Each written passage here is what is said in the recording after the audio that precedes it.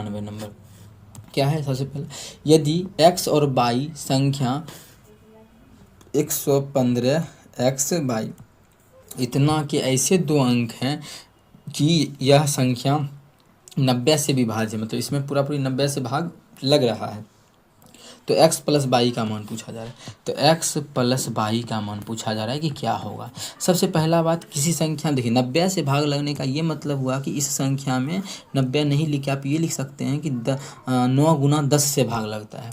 अब 10 जैसे ही दिखा तो 10 से भाग किसी भी संख्या में कब लगता है, तो आप लोग बोल सकते हैं 10 से भाग किसी भी संख्या में तभी लगता है यदि उसके इकाई अंक पे 0 हो। इसका मतलब है कि y का तो मान जो आ गया वो 0 आ गया, y का जो मान है यहाँ पे 0 लेंगे, ठीक है। 10 से भाग तभी लगेगा किसी भी संख्या में जब उसके इकाई अंक पे क्या होगा, 0 होगा, ठीक है। 10 का काम खत्म हो गया।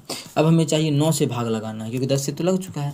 तो 9 का भाग कैसे चेक करते हैं, यदि उसके अंकों के योग में 9 से भाग लग रहा है तो उस संख्या में भी 9 से भाग लगेगा। तो अंकों का योग कितना हो गया, 5 1 6 1 7 हुआ है ना, 7 ही हुआ है। हमें तो अंकों का योगफल 9 का मल्टीपल चाहिए। अगर हम इसका मान 2 रख दें, x का मान अगर हम 2 रख दें, आप लोग गौर से समझिएगा कि x का मान यदि हम 2 रख दें तो हमारा 7 2 9 हो जाएगा और 9 से भी भाग लग जाएगा।